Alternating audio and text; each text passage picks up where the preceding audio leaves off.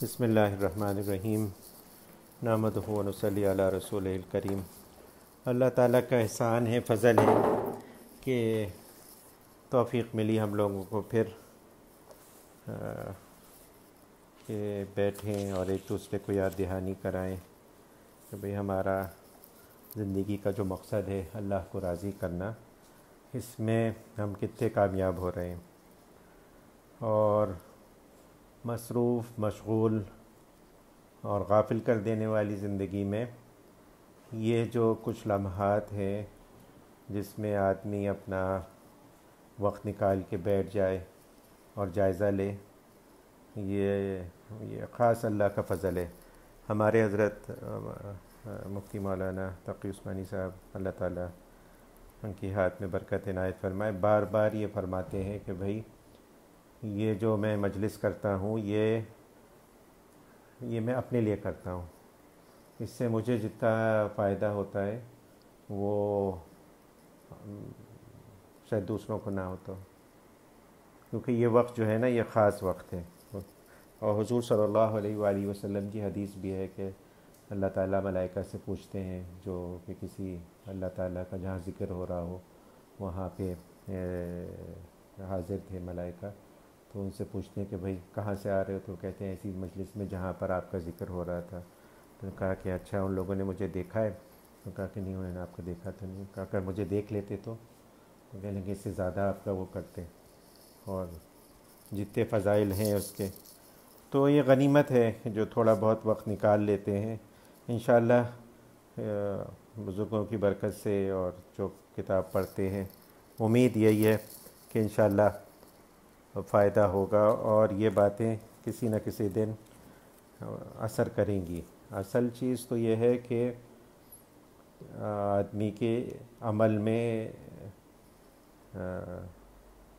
Change آئے، عمل اس کا بہتری کی طرف ہو جائے، اور ہم سب لوگ یہی کوشش کر رہے ہیں کہ بہتر سے بہتر انسان ہو جائیں۔ حضور صلی اللہ علیہ وآلہ وسلم کی خدمت میں حضرت جبرائیل علیہ السلام تشریف لائے ایک انسانی شکل میں، اور حضور صلی اللہ علیہ وآلہ وسلم سے پوچھا احسان کیا ہے؟ تو احسان کا مطلب یہ کہ کوئی بھی چیز بہترین طریقے سے کرنا۔ پہلے پوچھا ایمان کیا ہے، پھر پوچھا اسلام کیا ہے، اور پھر پوچھا احسان کیا ہے، تو یعنی ایکسلنس کیا ہے، سب سے بہترین طریقے سے اللہ کی عبادت کرنا۔ تو حضور صلی اللہ علیہ وآلہ وسلم نے یہی جواب ارشاد فرمایا، مفہوم جس کا ہے کہ اللہ کی عبادت ایسے کرنا کہ جیسے تم اس کو دیکھ رہے ہو، اور اگر یہ ممکن نہیں تو وہ تو تم کو دیکھتا ہی ہے۔ تو یہ بتا دیا کہ ہر عمل اس طرح سے کیا جائے، اور یہ صرف عبادات میں نہیں ہے۔ ہم حضرت بار بار واقعہ سناتے ہیں کہ ایک صاحب تشریف لائے ڈاکٹر عبدالحی رحمۃ اللہ علیہ کی خدمت میں، اللہ تعالیٰ ان کے درجات بلند کرے، اور عرض کرنے لگے کہ مجھے احسان کا درجہ حاصل ہو گیا۔ اول تو یہ ہے کہ جس کو احسان کا درجہ حاصل ہو جاتا ہے اس کو ہمیشہ شک ہی لگا رہتا ہے کہ حاصل ہوا بھی ہے کہ نہیں حاصل ہوا ہے۔ جیسے کوئی ایکسپرٹ ہوتا ہے اپنی فیلڈ کا تو وہ ہوتا ہے ایکسپرٹ، لیکن اس کو ہمیشہ شک لگا رہتا ہے کہ بھائی ہوں بھی کہ نہیں ہوں، کیونکہ اس کی نظر ہوتی ہے کہ بھائی مجھ سے بڑے بڑے لوگ بھی ہیں اور اس سے بھی اچھا درجہ ہے لیں گے۔ تو حضرت نے کہا مبارک ہو آپ کو، احسان کا درجہ حاصل ہو گیا، بہت بڑی چیز ہے، بہت ان کی ہمت افزائی کی۔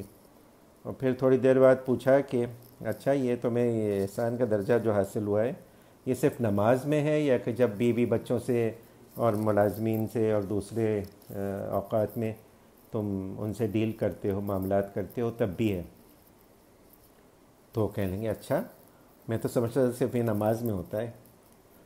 تو حضرت کہنے لگے نہیں، یہ تو ہر اس میں ہوتا ہے۔ اور یہ خوش فہمی ہوتی ہے، ایک دماغ میں آدمی کے ایک وہم ہو جاتا ہے، ایک فکر آ جاتی ہے، وہ سمجھتا ہے کہ مجھے یہ حاصل ہے۔ تو لیکن کوشش تو سبھی کو کرنی ہے کہ بھئی بہتر سے بہتر چیز ہو جائے، اور اسی لیے ہم یہاں بیٹھتے ہیں ایک دوسرے کو یاد دلانے کے لیے کہ بھئی یہ کس طرح ممکن ہے۔ تو جیسے بار بار پہلے بھی عرض کیا گیا کہ بھئی عقائد ہیں، عبادات ہیں، معاملات ہیں، معاشرت ہے، یہ تو کتابوں میں دیکھ کے آدمی اس کی اصلاح کر سکتا ہے، اور مفتیوں سے پوچھ کے، عالموں سے پوچھ کے یہ کر سکتا ہے، اس میں کوئی اتنا اتنی باریکی نہیں ہے، لیکن اصل مسئلہ اخلاق کا ہے۔ اب غصہ کر رہا ہے، غصہ کہاں پہ جائز ہے کہاں پہ ناجائز ہے۔ اور مولوی اور ملا لوگ جو ہوتے ہیں، جو صوفی لوگ ہوتے ہیں، وہ ان کا سارا غصہ جائز ہوتا ہے، وہ کہتے ہیں میں تو اللہ کے لیے کر رہا ہوں۔ تو حضرت حکیم اختر رحمۃ اللہ علیہ، اللہ تعالیٰ ان کے درجات بلند فرمائے، کہنے لگے کہ مولوی ملا لوگ یہ کہتے ہیں کہ میرا غصہ جو ہے وہ ذکر کے جلال کی وجہ سے ہے۔ تو کہہ لیں گے ذکر کا جلال نہیں ہے، یہ اللہ کا وبال ہے، یہ دھوکہ ہے، یہ دھوکہ دیا ہوا ہے اپنے آپ کو کہ میرا جو غصہ ہے یہ جائز غصہ ہے۔ کا غصہ، ہر غصہ ناجائز، جب تک کہ آدمی کی اصلاح نہ ہو جائے۔ اور جو ایک حضرت مولانا اشرف علی تھانوی رحمۃ اللہ علیہ کے ایک خاص مرید تھے، وہ ٹیچر تھے، وہ پٹائی کرتے تھے اس بچوں کی، اور بچے شور مچاتے ہیں، وہ ہائی اسکول کے ٹیچر تھے۔ تو انہوں نے حضرت کو لکھا کہ میں بچے جب شرارت کرتے ہیں تو مجھے غصہ آتا ہے اور میں ان کی پٹائی کرتا ہوں، لیکن مجھے اس بات کا بھی احساس ہو جاتا ہے کہ میں نے زیادہ پٹائی کر دی۔ جب اصلاح کا آدمی کو وہ ہوتا ہے تو پھر اس کو خیال ہوتا ہے اپنے ہر عمل میں کہ بھائی کہیں میں حدود کو تو پار نہیں کر رہا اور اپنا غصہ تو نہیں نکال رہا۔ تو حضرت نے ان کو لکھا کہ بھائی آپ جب آپ غصے میں ہو نا تب آپ پٹائی نہیں کریں گے بچوں کی، غصے کو ختم ہونے دیں اور پھر دیکھیں کہ بھائی بچے نے جو شرارت کی تھی اس پہ اس کو کتنی سزا ملنی چاہیے، اور وہ پہلے سے آپ اندازہ کر کے بس اتنی سزا دیں۔ ورنہ جب ایک دفعہ مارنا شروع کرتے ہیں نا تو وہ دل کی بھڑاس نکالنے لگتے ہیں، جیسے مدرسے میں اور حفظ میں آج کل ہوتا ہے، وہ نئے نئے طریقے ہوتے ہیں، کوئی بیت سے مار رہا ہے، کوئی ہاتھ سے مار رہا ہے۔ ہمارے استاد تھے، اللہ تعالیٰ مغفرت کرے ان کی، وہ ان کے پاس ایک ریکٹ تھا ٹینس کا ٹوٹا ہوا، اس سے پٹائی کرتے تھے، اس کا ہینڈل پہ گرپ بہت اچھی آتی تھی، لیدر چڑھا ہوا تھا، کہتے تھے یہ اس سے اچھی پٹائی ہوتی ہے۔ تو حضرت نے کہا نہیں، ہمارے حضرت کو کسی نے لکھا کہ بچوں پہ غصہ آ جاتا ہے تو میں پٹائی کر دیتی ہوں۔ اس نے کہا نہیں، جائز نہیں ہے بالکل۔ اور بچوں کا معاملہ جو ہے نا، یہ نابالغ لوگوں کا معاملہ، یہ ذرا سنگین ہے، یہ معاف بھی نہیں کر سکتے، ان کی معافی معتبر نہیں ہے کیونکہ بالغ نہیں ہے۔ تو اسی لیے ان کے پیسے میں، ان کے معاملات میں بہت احتیاط کرنی پڑتی ہے۔ یہ چیز کسی کو دے بھی نہیں سکتے، اگر کوئی تحفہ ان کو دیتا ہے تو یہ ان کی ملکیت ہے، والدین نہیں استعمال کر سکتے، ہاں انہی پہ استعمال کریں۔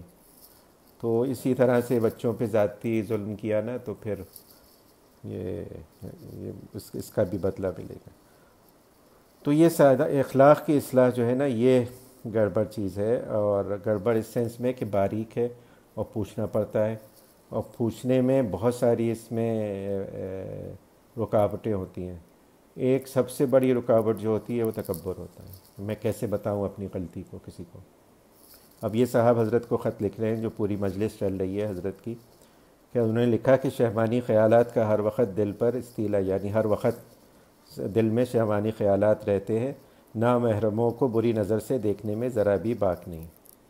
اب یہ بات کسی سے کہنا نا ایک مجاہدہ ہے، آدمی کو ہوتا ہے کہ میں تو مفتی ملا اور بہت پرہیزگار صوفی آدمی ہوں، اور اپنی حقیقت کسی کو بتانا تو یہ ہمت چاہیے اس کے لیے، لیکن یہ اسی لیے بیٹھتے ہیں کہ بھئی یہ ساری چیزیں نکلیں اصل میں، اب ظاہر و باطن ایک ہو جائے، ورنہ تو منافقت ہے نا، ظاہر کر رہے ہیں لوگوں میں بہت متقی پرہیزگار ہیں، اور جہاں لوگوں کی نظر بچی وہاں پر دوسری چیزیں شروع ہو گئیں۔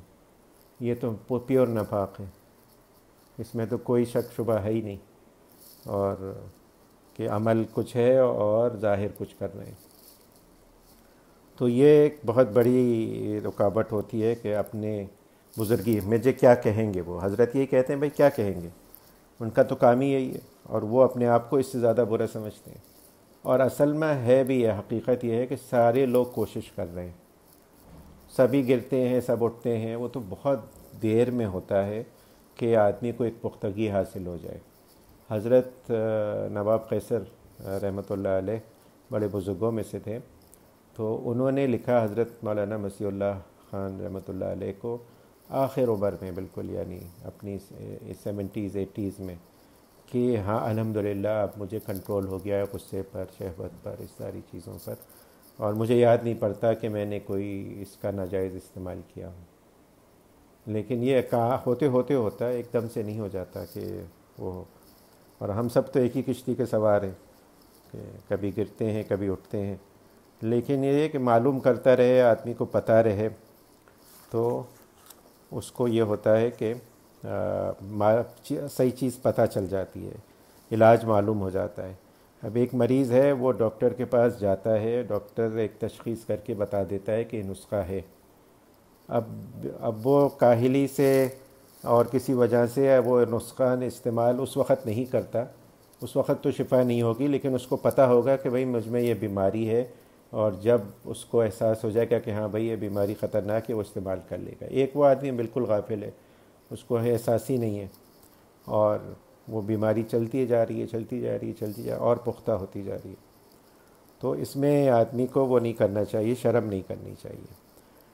حضرت فرماتے ہیں یہاں پہ بعض اوقات اہل علم کو ایک اشکال ہوتا ہے، وہ یہ کہ حدیث شریف میں ہے کہ کوئی شخص اپنا عیب اور اپنا گناہ دوسرے پر ظاہر نہ کرے کہ میں نے فلاں وقت فلاں گناہ کیا تھا، یا میں فلاں فلاں گناہ میں مبتلا ہوں، یا فلاں باطنی بیماری میں مبتلا ہوں۔ اس کا اظہار دوسروں سے نہیں کرنا چاہیے۔ ہاں اللہ تعالیٰ سے کرنا چاہیے کہ یا اللہ میں اس گناہ میں مبتلا ہوں، مجھے اس گناہ سے نکال دیجیے۔ تو حضرت حکیم الامت نے اس حدیث کی تشریح میں فرمایا ہے کہ یہ حکم غیر مربی کے لیے، یعنی جس سے اصلاح نہیں لے رہے اس کو کبھی نہیں بتانا چاہیے میں نے یہ گناہ کیا، بلکہ اپنے گناہوں کو چھپانا چاہیے۔ اس کے لیے بظاہر جیسے ہو نا کہ جو غلط بیانی بھی کرنی ہو تو آدمی چھپا لے گناہ کو، ظاہر نہ کرے بالکل بھی گناہ کو اپنے۔ ہاں لیکن جس سے اصلاح لے رہا ہو، جس سے امید ہو کہ وہ کوئی ایسی طریقہ بتا دے گا مجھے کہ میں اس سے نکل جاؤں گا۔ اور حضرت تھانوی رحمۃ اللہ علیہ کی تربیت السالک جو کتاب ہے 2 جلدوں میں، میرے خیال سے 2,000-2,500 پیجز کی ہوگی، اس میں سارے خطوط جمع ہوئے ہیں حضرت نے جو اصلاح کے لیے لکھے۔ اور خاص بات یہ ہے کہ اس میں جو اصلاح لے رہا ہے اس کا بھی خط ہے اور حضرت کا جواب بھی ہے۔ باقی سارے مکتوبات جو بزرگوں کے جمع ہوئے ہیں نا، اس میں صرف ان شیخ کا جواب ہے، وہ مکتوب نہیں ہے کہ جس کے جواب میں لکھا گیا، تو یہ نہیں پتہ چلتا کہ کس چیز کا جواب دے رہے ہیں حضرت۔ تو ازیوم کیا ہے لوگوں نے، ہیڈنگز لگائی ہیں کہ اس چیز کا جواب ہے، اس چیز کا جواب ہے، لیکن حضرت نے یہ کیا کہ وہ بھی رکھا کہ بھئی وہ خط بھی سیف ہو اور جو جواب ہے وہ بھی۔ تو اس میں لوگوں نے کیا کیا چیزیں پوچھی ہیں باریک باریک، ہر کوئی چیز ایسی نہیں رکھی، یعنی شرم سے شرم کی جو چیز ہو سکتی ہے نا وہ تک پوچھی ہے، اور معمولی چیزیں بھی پوچھی ہیں اور بڑی بڑی چیزیں بھی پوچھی ہیں۔ تو یہ بتانے کے لیے کہ بھئی اس میں کوئی وہ نہیں کرنا چاہیے، آدمی کو حیا شرم نہیں کرنا چاہیے، اور معلوم کر لینا چاہیے کیونکہ اس کے بغیر شفا ہوگی نہیں، اور شفا ہی مقصود ہے۔ مرنے سے پہلے آدمی اپنے اعمال کی اصلاح کسی نہ کسی درجے میں تو کر لے، کم از کم اس کو احساس ہی ہو جائے۔ اور یہاں پہ حضرت اس کا مثال دے رہے ہیں، جیسے کہ اس انسان کے سامنے کشف عورت جائز نہیں، یعنی وہ چیزیں جو جسم کی جو پردہ کرنے کی ہیں وہ جائز نہیں کہ اوروں کو آپ دکھاتے پھریں، اگر بیماری ہو تب بھی، لیکن طبیب کے سامنے یہ کیا جا سکتا ہے۔ اور اس کا ایکسپیرینس ہے مجھے کہ دارالعلوم میں بعض دفعہ جانا ہوتا ہے تو بعض دفعہ دیکھنا ہوتا ہے کسی کو ایگزامن کرنا ہوتا ہے، تو اس میں وہ لوگ کہتے ہیں کہ نہیں آپ یعنی نامحرم تو ہیں ہی جس کو ایگزامن کر رہے ہیں، لیکن وہ مفتی صاحب خود ہی کہہ دیتے ہیں کہ نہیں آپ پوری اطمینان سے کریں، آپ کو اجازت ہے، آپ کو کوئی وہ نہیں ہے، کیونکہ مرض کی تشخیص کے لیے یہ چیز اٹھ جاتی ہے یہ حکم، لیکن وہ ہے صرف طبیب کے لیے۔ اسی لیے مربی یا جس سے اصلاح لی جا رہی ہو اس کو بتا دینا کہ بھائی مجھ میں یہ چیز ہے، اور بغیر بتائے ہوتا نہیں۔ لوگ اس چکر میں رہتے ہیں کہ حضرت کو پتہ چل جائے گا، حضرت کو کیا پتہ چلے گا، تو صبح ناشتے میں کیا کھایا تھا وہ بھی یاد نہیں رہتا ان کو، تو باقی چیزیں کیا یاد رہیں گی؟ تو اور یہ کہ کسی کا عیب دیکھتے نہیں، اپنے عیب بھی دیکھنے میں لگے ہوئے ہیں۔ جو اپنی اصلاح میں لوگ لگے ہوتے وہ دوسروں کا عیب نہیں دیکھتے، اور اگر دیکھتے بھی ہیں تو تعویل کر دیتے ہیں اس کا کہ کوئی عذر ہوگا۔ رمضان میں دیکھا کوئی روزہ نہیں رکھے کچھ کھا رہا ہے، تو پھر یہ نہیں کہ ہاں یہ روزہ خار ہے، یہ روزہ نہیں رکھتا، کچھ وہ ہے، عذر کر دیا کہ شاید بیماری ہے اس کو، اس کی وجہ سے اس کو رخصت ہے۔ تو اسی طرح اپنے گناہ کا اظہار کسی دوسرے پر کرنا جائز نہیں کہ میں نے فلاں گناہ کیا تھا، بلکہ اس گناہ کو چھپاؤ، اس لیے کہ وہ گناہ گندگی ہے، اس پر پردہ ڈالو اور اللہ سے توبہ استغفار کرو، خواہ مخواہ اس کا اظہار و افشا نہ کرو، لیکن مربی اور شیخ کے سامنے اس کا اظہار ضروری ہے تاکہ اس بیماری کا علاج اور اس کا ازالہ ہو سکے۔ لہٰذا جس کسی سے تربیت کا تعلق ہو، چاہے وہ ضابطے کا شیخ ہو یا ضابطے کا شیخ تو نہ ہو بلکہ استاد ہو، اور اس کو اپنا مربی بنا رکھا ہو۔ اور اس میں بھی یہ بات ہے، حضرت یہ فرماتے ہیں کہ بھئی یہ ضروری نہیں ہے کہ آپ اسپیسیفائی کر کے ایک شیخ مقرر کر لیں تو بہت اچھا ہے، لیکن آج کل جو ہے نا مزاج نہیں ہے لوگوں کے۔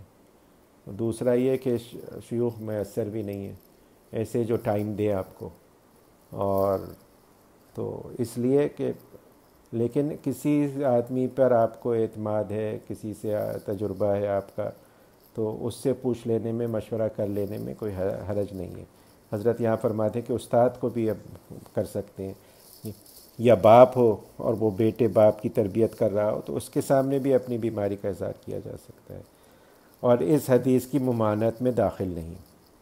اس اصول کے تحت ایک صاحب نے حضرت والوں کو لکھا کہ شہوانی خیالات کا ہر وقت دل پر استیلا رہتا ہے، یعنی چھائے رہتے ہیں، اور نامحرموں کو بری نظر سے دیکھنے میں ذرا بھی باک نہیں۔ مطلب یہ کہ بد نظری میں مبتلا ہوں، کیا علاج کروں؟ چونکہ اس گناہ میں بکثرت ابتلا ہوتا ہے، اس لیے حضرت والا کا یہ جواب بڑا جامع اور سب کے لیے مفید ہے۔ ہمارے حضرت خود فرماتے ہیں، پچھلے کسی رمضان میں ایک دو واعظ میں حضرت نے فرمایا کہ دو گناہ ہیں آج کل جو سب سے زیادہ یعنی پھیلے ہوئے ہیں۔ ایک ہے زبان کا گناہ، کہ جو آیا کہہ دیا، جھوٹ ہے، سچ ہے، غیبت ہے، نمیمہ ہے، ادھر کی ادھر لگانا، جو بھی ہے وہ بلا روک ٹوک کے زبان چل رہی ہے، کوئی اس پہ وہ ہے ہی نہیں روک۔ اور دوسرا نظر کا گناہ بہت زیادہ ہے۔ ایک تو یہ کہ بھیا یہ بے شرمی بہت ہے، اور دوسرا یہ آسان بہت ہو گیا ہے اسمارٹ فون کی وجہ سے اس کا۔ حضرت نے یہاں تک فرمایا کہ پڑھے لکھے، تہجد گزار، 5 وقتہ نمازی، عالم، مدرسے کے طالب علم، یہاں تک کہ حضرت نے کہا، حضرت کے الفاظ ہیں کہ مدرسوں کے شیخ الحدیث وہ تک اس گناہ میں مبتلا ہے، کیونکہ حضرت کے پاس خطوط آتے ہیں لوگوں کے، اور ایک بنڈل جمع رہتا ہے ہر وقت خطوط کا۔ حضرت کہتے ہیں کہ یہ ڈاک کا جواب دینا میرے لیے ایک عظیم مرحلہ ہے۔ اب تو شروع کیا ہے کہ غیر جو صرف اصلاحی خطوط کا جواب حضرت خود لکھتے ہیں، باقی جتنے بھی خطوط ہیں نا اس کا اب لکھوانا شروع کیا حضرت نے، کسی سے جو حضرت کے سیکریٹری ہیں ایک، وہ لکھتے ہیں، ڈکٹیٹ کرتے رہتے ہیں حضرت کو، خلاصہ سنا کے خط کا، اور پھر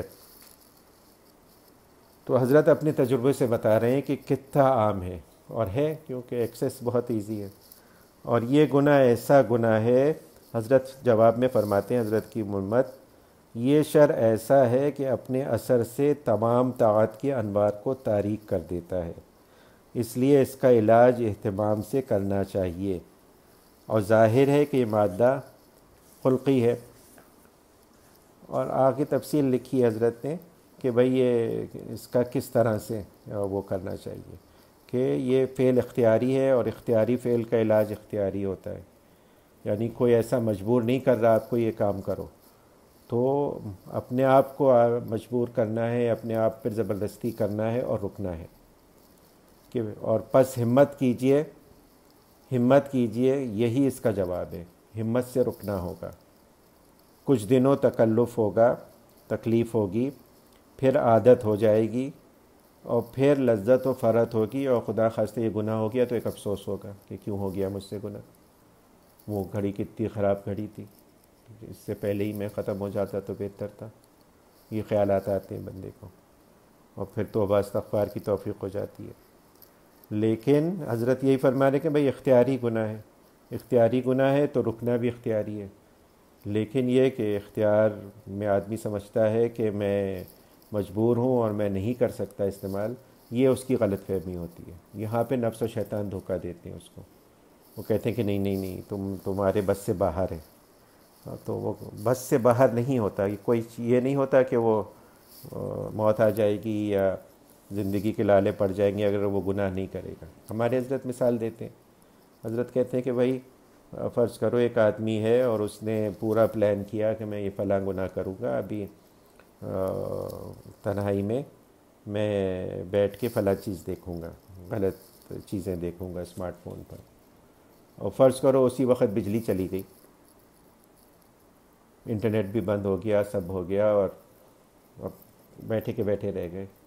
سارا پروگرام جو تھا وہ ختم ہو گیا. نہ کسی کو موت آئی، نہ جان کے لالے پڑے.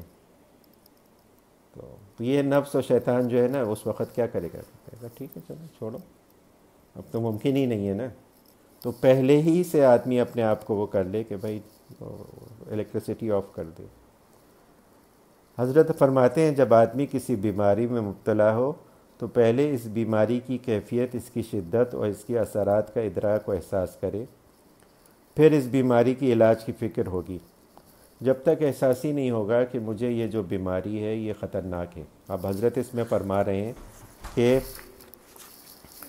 جی پانی بھجوائیے، پانی. ہاں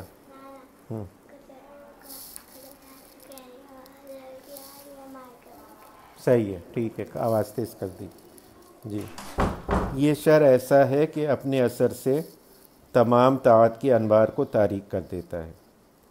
تو اب کہ آدمی ہے ذکر کر رہا ہے، تسبیحات پڑھ رہا ہے، تلاوت کرتا ہے، ساری اطاعت کر رہا ہے، لیکن یہ گناہ بھی کر رہا ہے. تو ہمارے حضرت کہتے تھے اس کی مثال ایسے ہی ہے کہ آپ ہم کمرے میں بیٹھے ہیں، اے سی چل رہا ہے، اس میں دروازہ بھی کھول دیں، کھڑکی بھی کھول دیں، اور پھر کیا ٹھنڈک رہے گی؟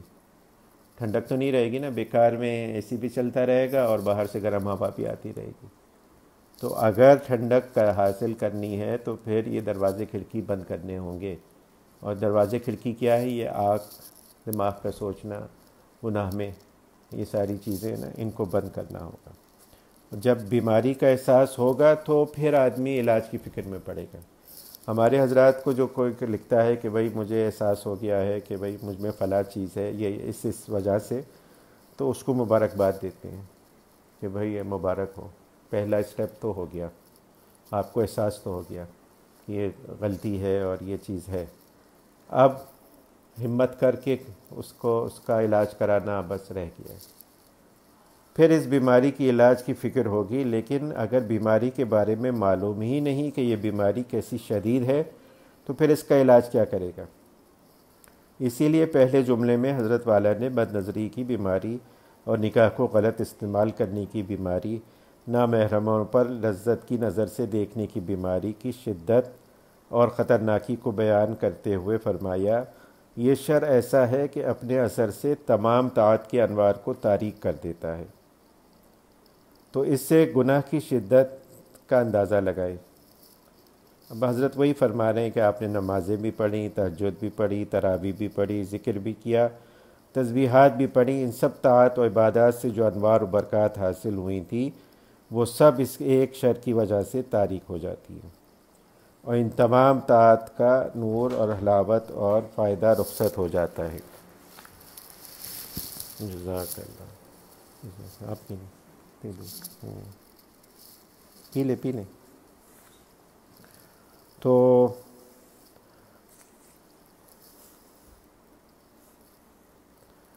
حضرت یہ فرما رہے ہیں کہ طاعت کا فائدہ یہ ہے کہ انسان ایک طاعت کے بعد دوسری طاعت کی طرف بڑھتا ہے، اور دوسری طاعت یعنی عبادت کی بات تیسری اطاعت کی طرف لے جاتی ہے، اور آدمی ترقی کرتا چلا جاتا ہے، لیکن جب طاعت کا نور ہی نہیں ہو تو وہ اطاعت بے حلاوت ہو جاتی ہے اور اس کے فوائد میں کمی ہو جاتی ہے۔ اور گناہ کا خاصہ یہ ہے کہ ایک گناہ دوسرے گناہ کو کھینچتا ہے، ایک بد نظری کی پھر کسی اور گناہ کو کھینچے گی، وہ کسی اور گناہ کو کھینچے گی، اور سارے گناہ جمع ہوتے جائیں گے۔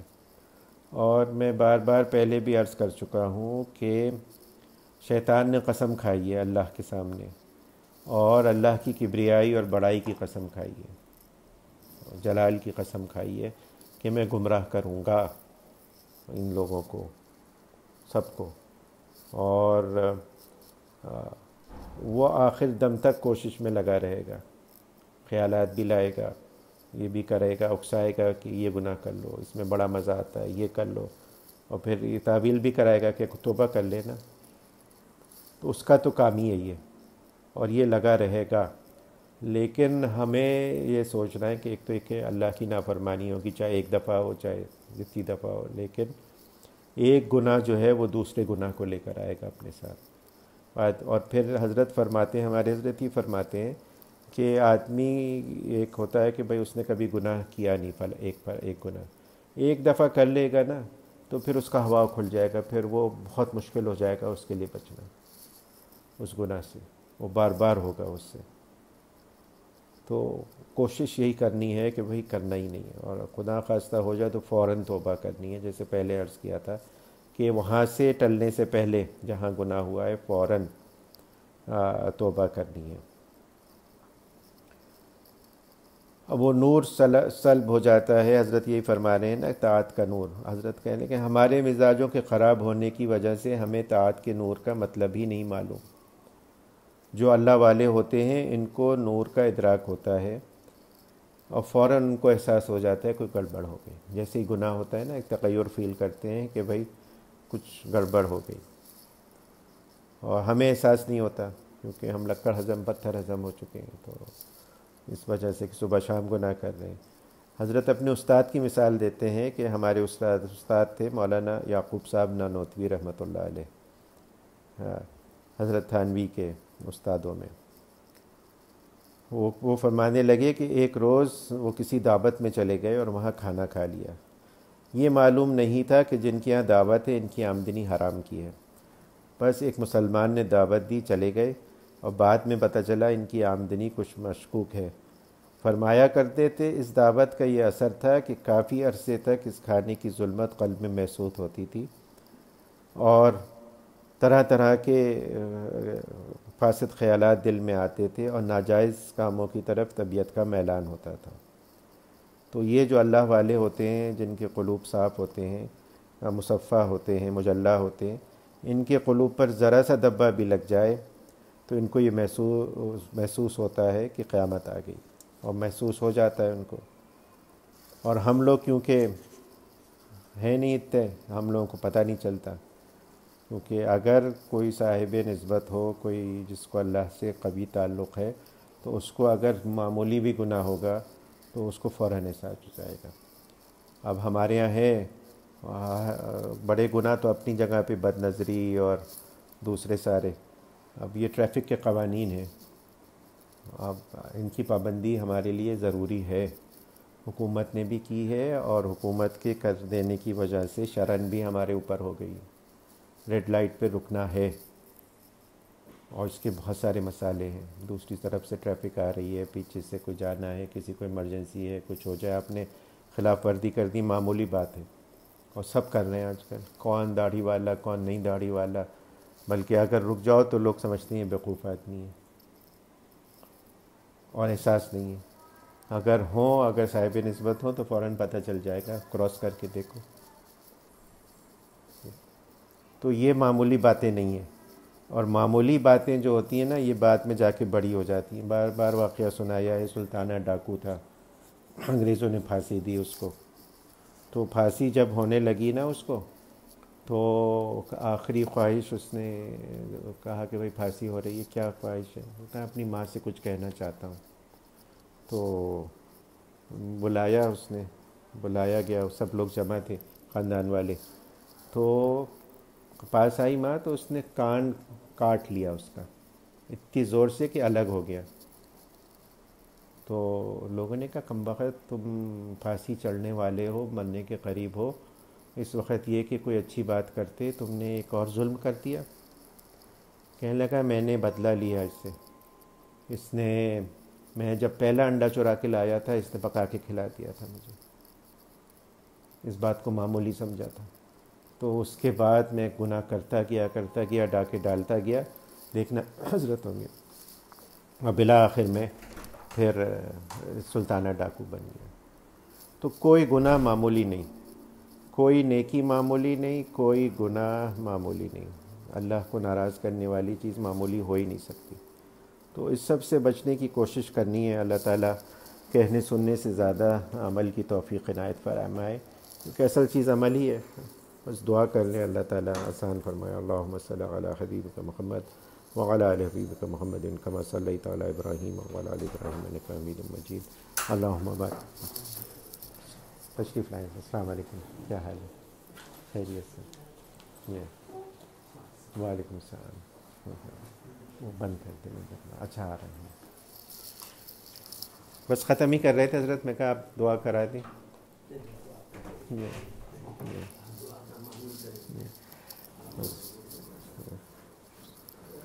یا اللہ یا رحمان یا رحیم یا غیاث المستغیثین یا ماد المستجیبین یا مجیب دعاء المضطرین. ہمارے تمام گناہ چھوٹے بڑے, صغیرہ کبیرہ, اعلانیہ ظاہری پوشیدہ, تمام گناہ اپنے کرم اپنے فضل سے معاف فرما دیجیے یا العالمین. ہم کوئی عذر نہیں کرتے, اپنی نالائقی کا پورا اقرار کرتے ہیں. ہم سے غلطیاں ہو گئیں, معاف فرما دیجیے. آپ نہیں معاف فرمائیں گے تو کون معاف فرمائے گا؟ اپنے کرم اپنے فضل سے معاف فرما دیجیے. آئندہ کے لیے بچنے کی توفیق عنایت فرما دیجیے یا العالمین. ہمارے لیے آسان فرما دیجیے. ہم آپ کے دین کے رستے پہ چلنا چاہتے ہیں, نفس و شیطان کا غلبہ ہے, اس رستے کی جو رکاوٹیں ہیں انہیں دور فرما دیجیے یا العالمین. ہمارے لیے آسان فرما دیجیے دین پہ چلنا. اپنی محبت اپنے حبیب حضرت محمد مصطفیٰ صلی اللہ علیہ وآلہ وسلم کی سچی پکی محبت عنایت فرما دیجیے. ان محبتوں کو تمام دیگر محبتوں پہ غالب کر دیجیے یا العالمین. اپنے حبیب کی اتباع کی توفیق کامل اور راسخ عنایت فرمائیے. تمام خیر جو آپ کے حبیب حضرت محمد مصطفیٰ صلی اللہ علیہ وآلہ وسلم نے آپ سے مانگا وہ آپ سے مانگتے ہیں, اور جس شر سے انہوں نے پناہ مانگی ان تمام شرور سے ہم پناہ مانگتے ہیں. وانت المستعان وعلیک البلاغ ولا حول ولا قوة الا باللہ یا العالمین. ہمارے گھر والوں, بیوی بچوں, عزیز و قارب, رشتہ دار, پڑوسیوں, والدین, سب کی حفاظت فرمائیے ہر طرح کی سانحات سے, حادثات سے, موذی دیرپا بیماریوں سے, لوگوں کی زار رسانیوں سے, چوری ڈاکے اور جو بھی رائج الوقت سارے فتنے فساد کی باتیں, ان سب سے حفاظت فرمائیے. حلال واسع رزق بلا مشقت عزت آبرو کے ساتھ عنایت فرمائیے یا العالمین یا غیاث المستغیثین. بچے جہاں کہیں بھی ہیں ان کی حفاظت فرمائیے, ان کے ایمان کی, جان مال, عزت آبرو کی حفاظت فرمائیے یا العالمین. مسلمان جہاں کہیں پہ بھی مظلوم ہیں ان کی مدد نصرت فرمائیے. کشمیر میں, افغانستان, فلسطین, شام, برما, ہر جگہ مسلمانوں کی مدد نصرت فرمائیے. اللہم اصلح امت محمد صلی اللہ علیہ وآلہ وسلم. اللہم فرج عن امت محمد صلی اللہ علیہ وآلہ وسلم. اللہم ارحم امت محمد صلی اللہ علیہ وآلہ وسلم یا العالمین. جو مانگا وہ عنایت کیجیے, جو نہیں مانگا, یاد نہیں آیا ہمارے لیے مناسب, وہ بھی اپنے کرم اپنے فضل سے عنایت فرمائیے. اور سب سے بڑھ کر یہ کہ ہم سب کو اپنے اولیاء میں عافیت کے ساتھ شامل فرما لیجیے. وصلی اللہ تعالی علی خیر خلقی ونور عرشی مظہر لطفی محمد وآلہ وصحبہ اجمعین برحمتک یا